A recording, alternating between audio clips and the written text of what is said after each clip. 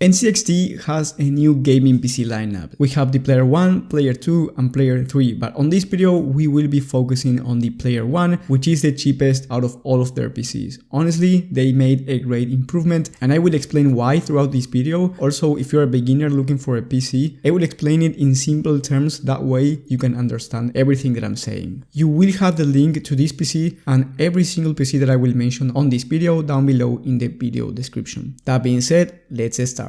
Now, in the past, I wasn't really a fan of Nzxt, especially because of their airflow solution and also their price to performance in terms of PC components, so I never really recommended their PCs that much. However, with this new lineup, they have some really decent systems and I will explain why. We are going to be talking about my favorite PC, the Player 1 Intel Arc Edition, going for $1,000. This one comes with the Intel Arc A770 for the graphics card, 16 gigs of RAM, the i5-12400F for the CPU and 500 gigs of SSD. If you are new to PCs, this one basically is capable of 1080p high FPS, but it's also capable of 1440p gaming. So if you're looking for a 1440p monitor and you have $1,000 budget, this system might be really interesting for you. The only thing that I don't like about it is that it comes with 500 gigs of NVMe SSD at the price of $1,000. I would like to see at least 1 terabyte because let's say you're going to download a bunch of games, then you are a bit limited and you have to buy extra storage, so it will add cost to your overall budget and also you will have to upgrade it yourself. However, everything else is actually pretty good, really solid for the price, and the most important part, the airflow is much better because they have the H5 flow for the case. In the past, they used to use the H510 from Nzxt as well,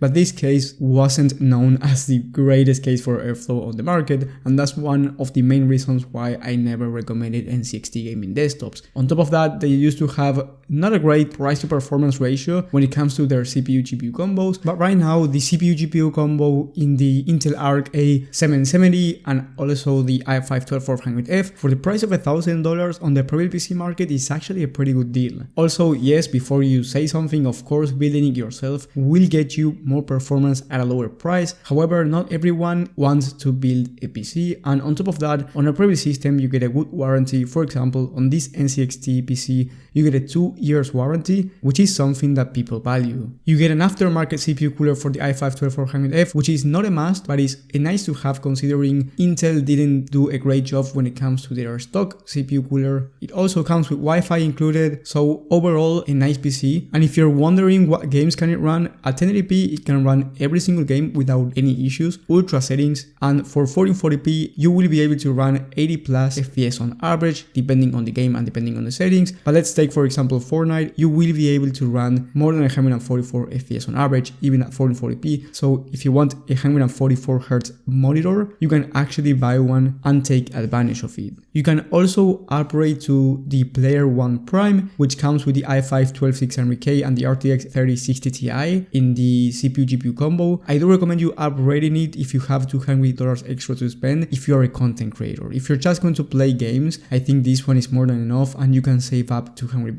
because the RTX 3060 Ti is not that much better than the A770. However, the i5-12600K is going to give you a huge advantage in content creation, video editing, productivity work, and all of this stuff. So if you have $200 extra to spend and you're into content creation, this is something that I highly recommend you doing. Before giving you my conclusion, let's see how this PC competes against other Prebuilt PCs on the market. The first one that I will compare it to is the gaming ready from iBuyPower at $1,200. They actually don't have $1,000 PC right now, so this is the one that I'm going to compare it with. And here you get the AMD Ryzen 5 5600 and the RTX 3060. Honestly, the Nzxt choice is much better because the Intel Arc graphics card is actually better in performance than the RTX 3060. On top of that, you get better airflow on the Nzxt case. It's actually cheaper, and the only thing that the iBuyPower PC has that the Nzxt doesn't is more storage. So if you want more storage anyway, I do recommend you upgrading it by yourself and saving a bunch of money, or buying the Prime version of the Nzxt one for the same price. That one has 1 terabyte as well and much better components than the iBuyPower one. And also the one that's $1,000 from Nzxt, the Intel Arc Edition, is going to perform better than this iBuyPower at a much lower price. If we compare it with the same priced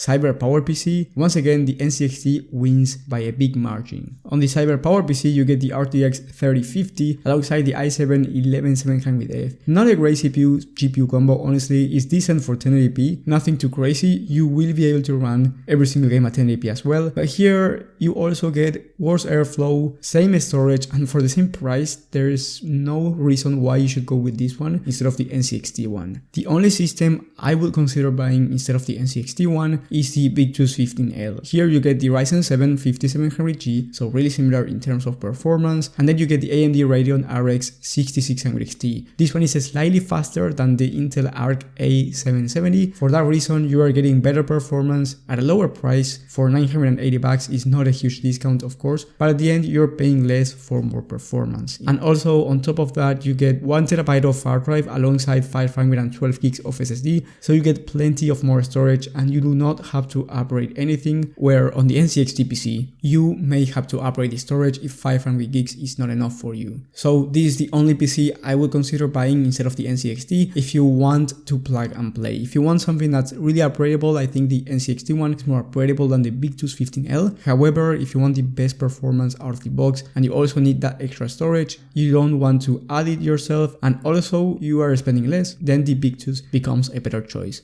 That's my opinion, guys. Let me know in the comment section what you think about this, and also if you're looking for a Prebuilt PC or a PC build, on the top link in the description you can answer a couple questions and I will send you the perfect PC for you. And once again, if you're looking for a PC build, you can watch my video about the best $800 1440p premium PC build in the top right of the screen, where you will be able to get the same level of performance that I've showed you today for a cheaper price. Thank you guys for watching, thank you for the support, and I will see you on the next one.